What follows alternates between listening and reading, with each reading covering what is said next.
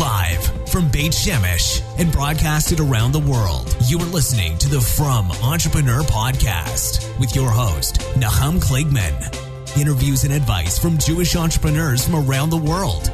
Listen, learn, be Matzliach. Welcome to episode 8 of the From Entrepreneur. And today I'm very proud to have a very special guest, Gary Levitt, who is the founder of Mad Mimi. Gary is an entrepreneur. A company was sold out to Godaddy back in 2014. He was a musician, semi-pro skateboarder. He was from South Africa, lived in Boston, now lives in Yerushalayim. It's fantastic to have you. Gary, thank you for joining the show. Sure, thank you.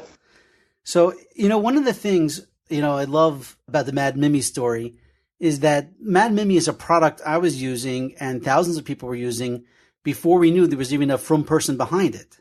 It's just one of those products that you're using naturally because it was so fantastic. And then rumors started years ago, hearing that there's a From person behind it. And, we all celebrated when it was sold to GoDaddy last year. So, thank you for the inspiration and really, really exciting stuff. Cool. Yeah, it was, part of the core thing that made it possible to be, I guess, true to myself, was the opportunity to be able to work remotely. Mad Mimi doesn't have any physical offices anywhere.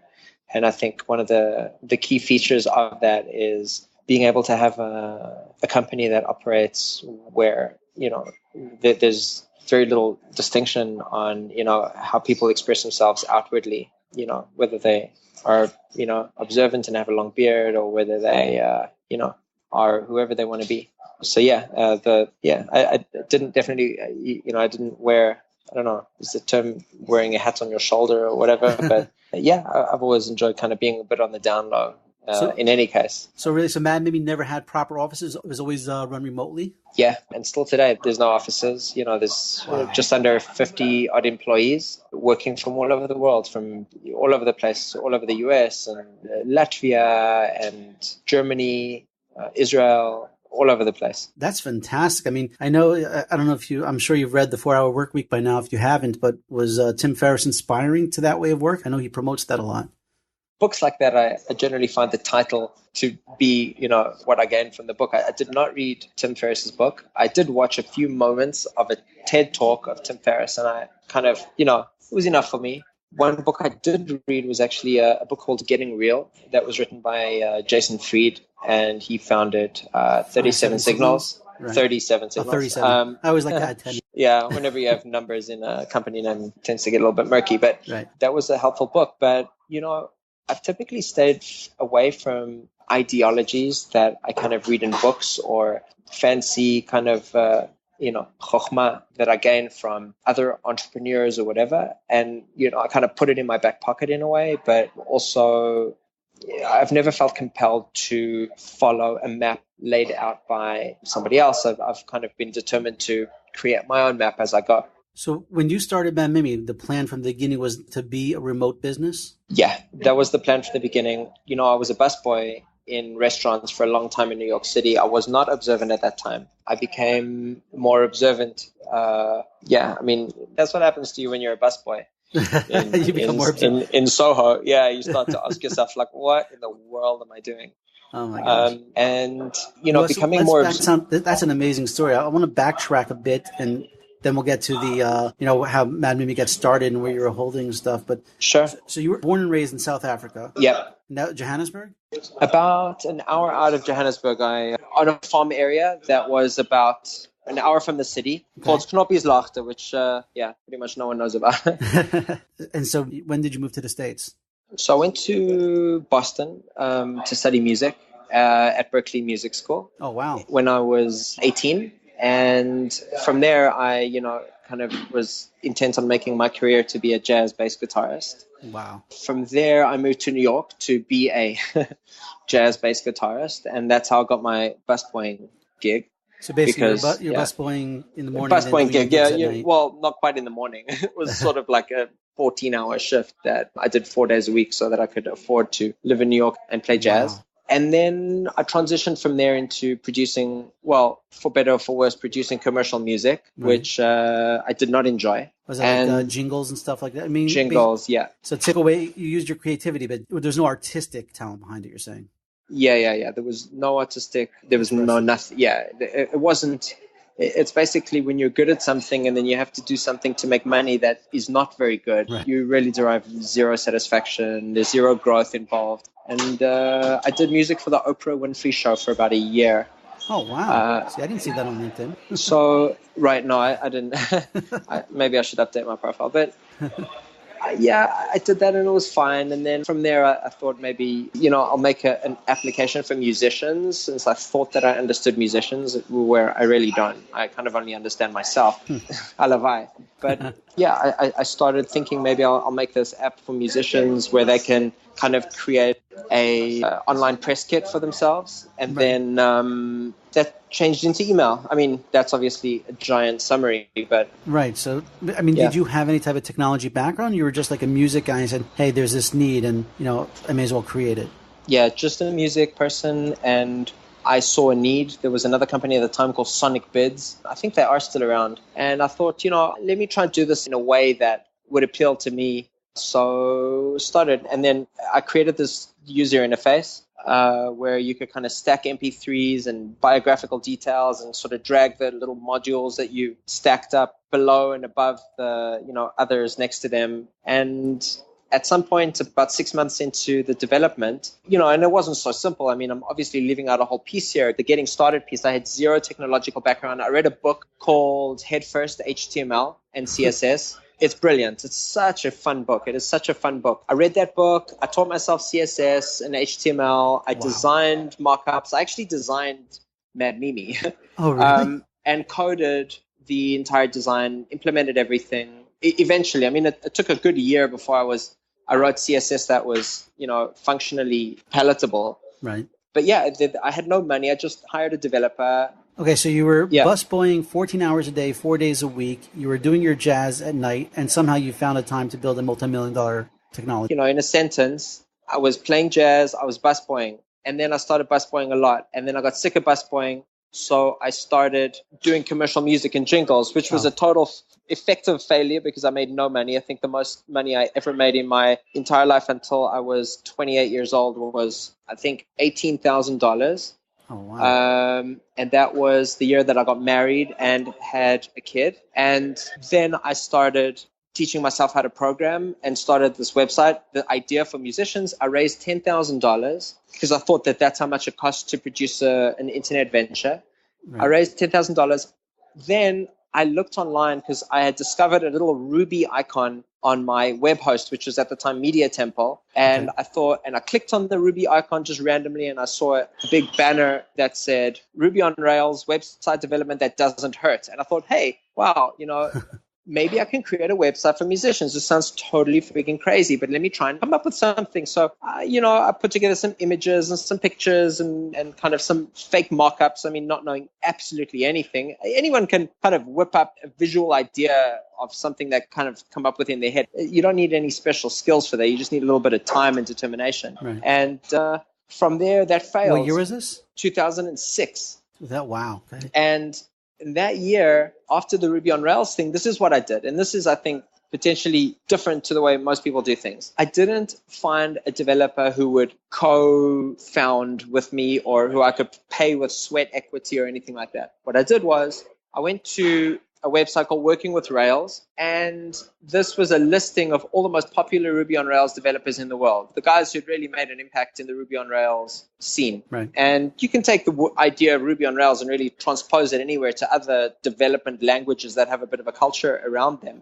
But I really started at the top, including the first guy I started with was actually David Heine Hansen, which was, he is the guy who invented Ruby on Rails, and he's a pretty big dude. So I reached out to him and asked him if he'd help me build Mad Mimi. You asked the founder of Ruby on Rails to help you build Mad Mimi. Yeah, and I went down from there. I started at the top. So he said no, but that didn't really bother me because I went down to the next best guy. You know what? I think he's doing okay. Yeah, he probably is. So I went to the next best guy. He was number one, and I went to number two and number three and number four. until I got down to around number 30, and I sent them all very personalized emails, very appropriate. And 2 guys actually said, yeah, sure, we'll do it. And it's like, okay, great. Here's this idea. I want to make it rock the marketplace. I want to make it, this awesome musician website where they can do, online press kits. And guess what? Maybe we can also just throw in, maybe they can schedule rehearsals, and maybe they can book tours, and maybe they can have a whole booking calendar, Feature blah, blah, blah. And it was a disaster. I knew nothing about how to build software. So what they did is they, there was a lot of conflict because... Well, you were paying these guys, or they were... Yeah. I was paying them their consultancy rates. Wow. Eating up that minute $10,000 budget, and that got eaten up. Right. However, one amazing thing came out of it. At the end, they realized that the idea was really just a hodgepodge. And they invited somebody to save me. They called somebody called Jeff Patton. Jeff Patton is the world's greatest guy in tech because what he does is he helps people take their idea from being a hodgepodge and just an idea, and he helps map it in a way that a developer can actually understand what needs to be built. So he flew in from Utah to New York. Wow. And I'm actually in his book that he just came out with, which is one of the greatest books ever. It's called User Story Mapping. Great. And he helped me map the idea of Mad Mimi, and it became clear to me that it was impossible to build an app for $10,000. It was also impossible to build it for $20,000, but this app more looked like it would cost around $60,000, and it ended up costing about $120,000. Now, so Mad Mimi was actually the name for the music app, not for Yeah. I kept the name. Okay. But it would cost $60,000 in developer consultancy backend cost. Right. To produce this music app. Mapped it out, got the milestones together, and then started again with new programmers. And I did the same thing. I went to the best programmers in the world, and I just went down the list. Ruby on Rails again? Ruby on Rails, yeah. I went down the list, and I contacted 81 top-notch engineers. I just went down the list, and there are thousands of engineers, and they ranked in popularity by those who have contributed to the core Ruby on Rails stack. Right. Yeah, and I've always been obsessed about just working with luminaries, because when you work with one luminary, you can get other luminaries involved. And when you work with other luminaries, it's easy to recruit because you're building on top of stuff that great people have done. So it's really appealing for top-notch programmers to be involved, and designers, etc. I kind of just use that rinse and repeat pattern when putting together a team. And it works. Brilliant. It's great. And it's really fun to work with luminaries because you learn a heck of a lot, whether you're back end or front end. But I always try and touch the stuff that they're doing. I look at their code and I try to figure it out and see what's great about it. And same as design.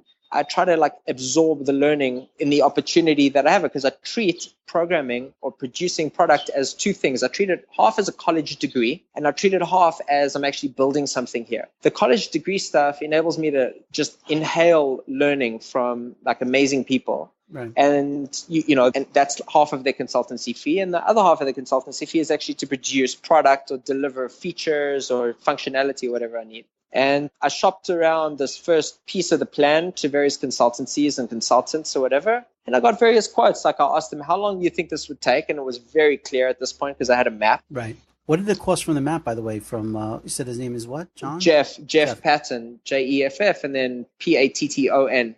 The cost of the mapping was free. Why was it free? Is because the engineers who were first working on the music app had a relationship with the guy, and there was so much conflict involved in the relationship that, Jeff, I don't know why he did it. The guy he's a really amazing individual. He came, he just flew from Utah to New York.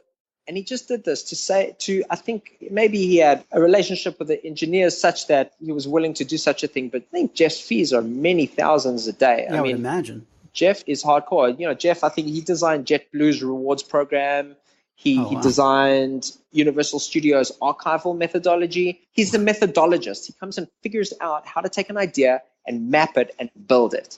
Wow. And I would not advise anyone ever to go into a programming situation where they're building their idea the first time without starting with architecture and mapping. This is super, super duper critical in figuring out what's going to be the first iteration of your product, what's going to be the second iteration of your product. But the only way you can do that is by story mapping. And story mapping basically tells you exactly It breaks everything down into small chunks that you can now use to get actual estimates from actual engineers and control risk. So, okay, so I mean, getting his book would obviously be a must read for anybody starting out. Yeah, it's a little bit technical. It can be, but many people who have recommended it to starting out who have no technical background have read the book, and they're actually applying Jeff's methodology to various different parts of their life and their time management and their business life and anything. You don't need to be a techie to be able to understand the book, but it's written beautifully. It's really like he spent 10 years at least writing that book. Wow. And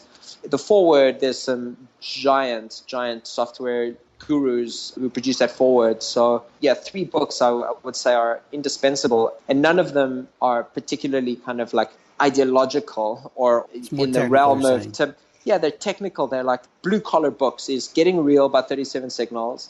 Right. Is if you don't know anything about code, learn HTML and CSS. It's the fundamentals of the internet. Learning that stuff is fun. It's a little bit tricky, but anyone can do it. Okay. And Jeff's book, which is called User Story Mapping. We'll definitely link to all of those books in the show notes. So anybody listening, could just visit our show notes page and we'll link to everything there. So basically, so you had this new map, you had no more money, and you went out again and you got new programmers to give you quotes. And what happened from there? So then I started begging people for money. I started asking family members. I raised the money from family, really, just little bits here and there. Well, how much? So you said it was $60,000? I raised $100K because I also needed to survive myself. Right. During that time. You were married at this time already? I was married. I had a child who was like 1. Okay. And then I lived off, I think, $1,800 a month. That was my salary. Wow. And I lived in an apartment in New York City. I didn't have windows that faced to the outside. Thank God it was in Park Slope and it was a pretty area. But yeah, I lived off very little at that time. I built a thing in a coffee shop. That's really where I spent all day long. I got a latte, one latte a day. Spent all day long at the coffee shop. Yeah. And they were tolerant. I paid $5 for the latte and I gave a $5 tip. Right. And it was fine. I mean, I wasn't the only person who was doing that kind of stuff. Right. Okay. So, let's continue with this story and then we'll get back to how FromKite came into play. Yeah, I'll finish the story up quickly. Yeah. I got the 100,000. I started paying the developers really according to the map. Jeff became more and more unavailable. He was busy, super, super busy. I mean, I tried to get him to come to Godaddy to do a talk, and he's booked solidly for the next year. Oh, wow. So, to expect him to help me coach the developers through the map and help me manage it was very difficult. So I had to kind of blunt my teeth and figuring it out myself, which wasn't easy. And I made a lot of mistakes, and mistakes are critical to be able to learn. So please, everyone, just make mistakes. It's much better than to make, mistakes in process and granular aspects of process rather than to try and avoid mistakes at all costs and end up, not having. But yeah, and the Mimi, again, the JavaScript developer who I hired, he was responsible for writing the prototype script library, which was the competitor to, jQuery, which is now really the dominant JavaScript library that people use for their apps. Just always focusing on the fundamental ideal of I always only start with luminaries and I work my way down. Just start at the top and I work my way down. And then it launched in 2008 in April. There was no fancy launch. It was just basically this website went live. I got a blog post on a few places because of these luminaries. I could use their names, and I got just 1 or 2 posts. I got a post in Mashable, and I got a post on Ajaxian, which is a geek blog. And I was in Starbucks. One person signed up, whatever. I was and it was still a music app at this point? No. 6 months into development, I pivoted. I changed. And then it launched 3 months after that as an email app. Oh, okay. So what happened? You said, hey, you know what? This music thing is just not working. We have the team. We have the money. What made you decide? It was one guy. It was one engineer who I was paying, Dave. And it was me doing all the front-end design.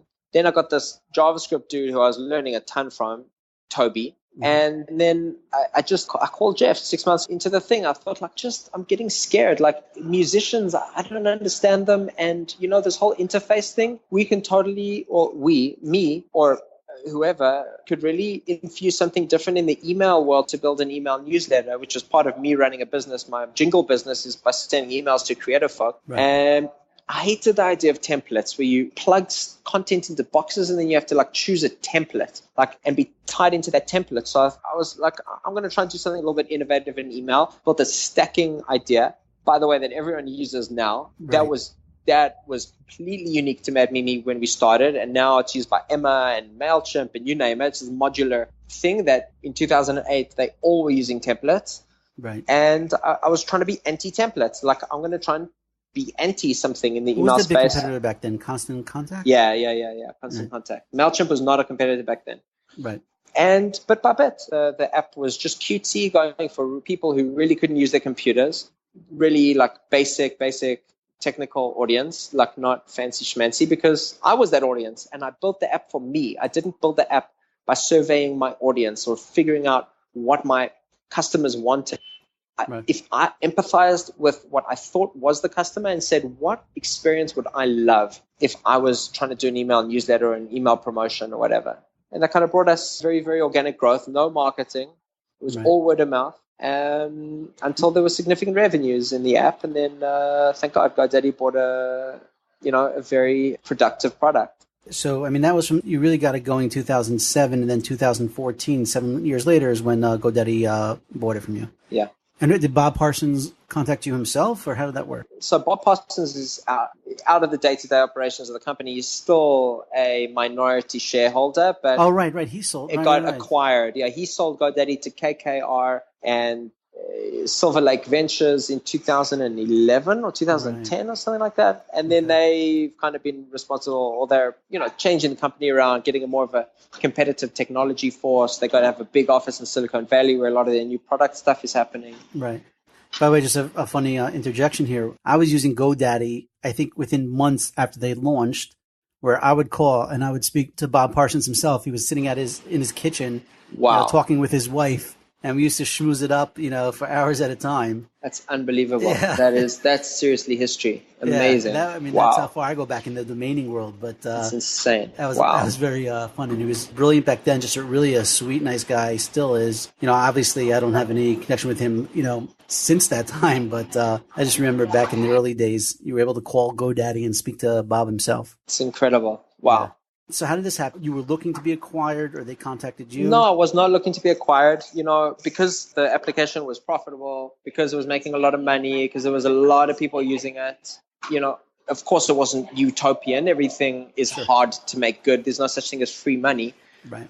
And then Stephen Aldrich from GoDaddy reached out, and I got thinking that the synergy with GoDaddy actually makes a lot of sense, because there's a lot of crossover with the type of users who enjoy GoDaddy and Mad Mimi user, and I just felt that GoDaddy was a way to really help Mad Mimi reach a heck of a lot more of an audience. Right. And also the vibe of GoDaddy's new leadership team with Stephen and David Popowitz and a whole bunch of new folk that are based in Silicon Valley. It's got a good energy. So this is 2014. Had you moved to Israel yet at this point? Yeah. I've been living in Israel for 6 years. Oh, wow. Okay, so let's go back to the Frumkeit. So how did that come into play? How did you get from New York to Israel and all that stuff? So after I realized I could work remotely while I was in New York, it became evident to me that maybe we'll come and try and check out Israel. Not necessarily to live here, but whatever.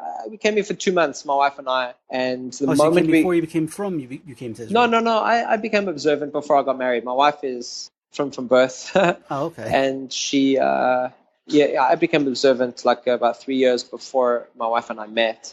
Oh, wow. We met in 2005, I think. Oh, so you became from before you actually started Mad Mimi? Yeah. Okay. Yeah. And I started it. Was it Chabad, or you just what? No, like whatever. Not specifically. It's just like a weird story. So for another podcast, I became observant through really bizarre. Thank God, like crazy hashgacha.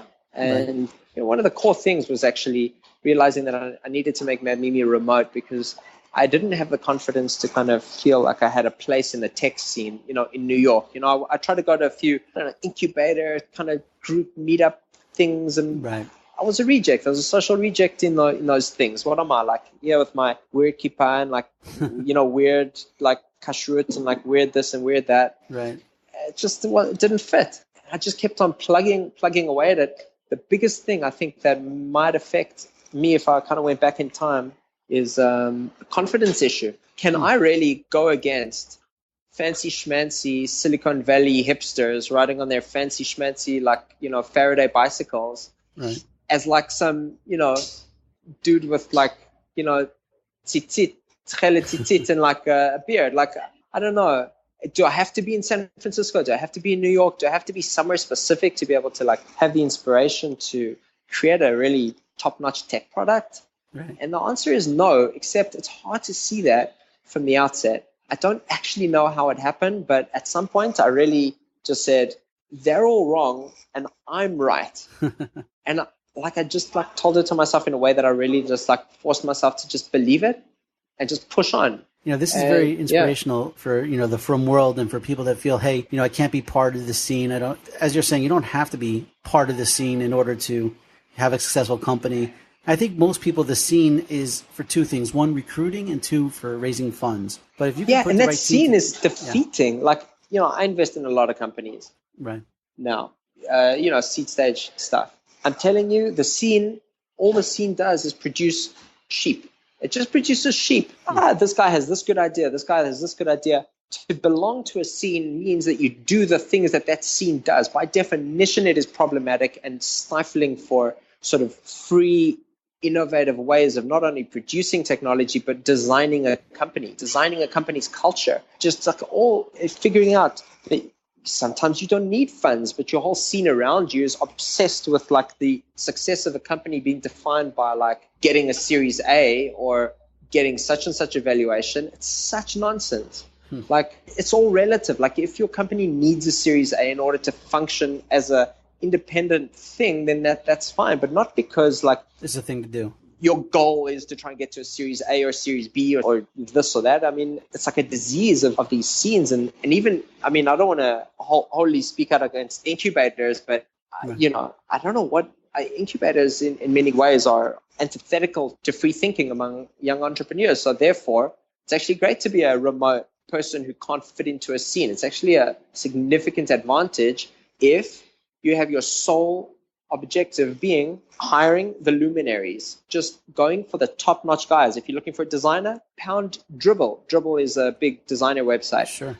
Look for the guys who've got 20,000 followers. They're followed by other designers. Look for the guys who've got like hardcore. Just look for the hardcore people, and all of a sudden your confidence gets built up by the people who you're able to remotely work with, not by your scene or how pristine your hipster beard is. Right. What you're saying is so true. I once learned in sales, probably about 20 years ago, maybe 15, 20 years ago, that it takes the same amount of time and effort to contact somebody at the top as it does somebody at the bottom. For sure. So you may as well go at the top. I think people have an inborn fear, and this is something I've talked about in previous podcasts. People have an inborn fear of failure.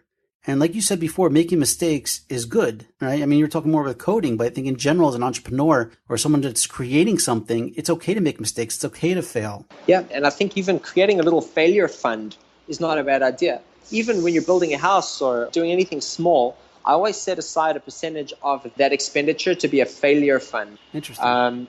And also, if you think about your attacking the top and really trying to do things that way as 50% college experience, like lessons in software development, then your objectives are twofold. The one is, I hope this guy like responds to me, or I hope this guy does what I want him to do. And the other half of that investment is really learning. Let me take this as an opportunity to learn how to kind of optimize my process and learn from like, well, what mistakes are going to come out of here? Well, I don't know yet. Right. But I really want to find out. So I'm kind of like, I'm going to pay you a lot of money to learn some mistakes, please. And it's positive. Right. Okay. So are you still working for Godaddy, or you said you're doing angel investing? Yeah, I do angel investing on the side. I mean, that's not, we'll see if it's the right decision in a few years or not. But I work for Godaddy. I lead the Mad Mini product and part of their the leadership team currently. And I'm also working on something else called Pinecone, which is, I'm trying to see if I can do something creative and unique in the e-commerce, the very general e-commerce world. So we'll see. I have no idea. Is there, want to give us a little more detail about that, or is that still under wraps? I'm not a big believer in under wraps. It's a cute little persona-driven e-commerce app that, hopefully should be live in the next month. Oh, fantastic. It's just a real fun way of creating a product listing, easily selling it, sharing it socially. It's kind of like social e-commerce. No fancy schmancy innovative idea, but mostly the innovation is happening on the way the app works and the way the thing makes you feel, and kind of focusing on sellers who are not ready for an Etsy or a Shopify or BigCommerce or something like that. Just really going for people who think that their computers are trying to kill them. So kind of like Mad Mimi, but for e-commerce. Yeah, exactly. Fantastic. That's great. Exciting stuff. And just going back to the angel investing for a second, what type of stuff do you like to invest in? And if there were any listeners out there that wanted to contact you or be in touch, is there a way to do that? The types of investments that I've been making these days are very much in the consumer internet space that have a revenue model, a business model where you monthly subscription or yearly subscription, stuff that makes money, not like social ventures that they hope will sell for $1 gajillion. Right.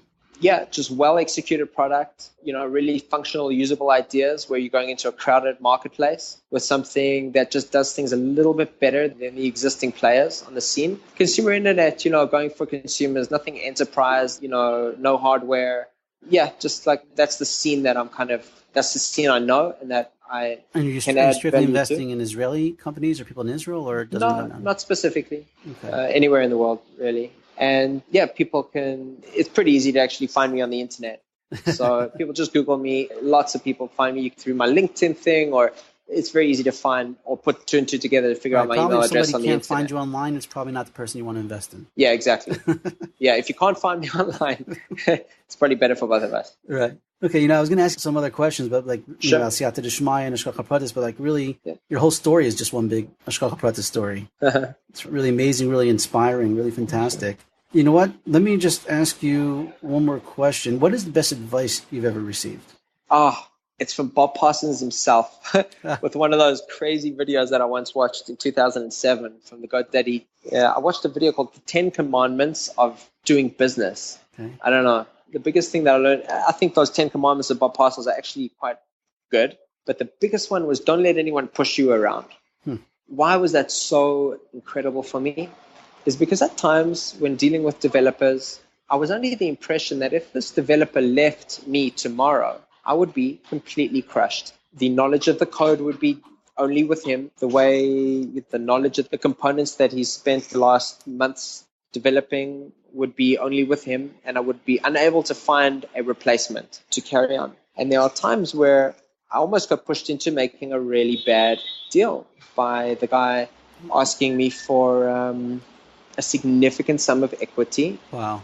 Or else he's been working for you. Yeah. Or else they would leave. And when you're in it, when you're working with these some really, really, really strong programmers, you think that life without them is basically really dim. It's kind of like being in a problematic relationship. Sometimes it's kind of like where Netanyahu and Bennett is right now. Yeah, exactly. So now, a strange type of leverage can get applied, and that's when that advice kicked in. Don't let anyone push you around. So if I was Netanyahu, you would push whatever, depending on whatever side, it doesn't matter. But I'm feeling pushed around, and that's when I'm basically gonna. I even tears brought tears to my eyes that at one point one developer was pushing me to such a not good place. Right. And that's when I kind of got that advice. So like, you know what? Screw it. Whatever happens. This guy's pushing me around.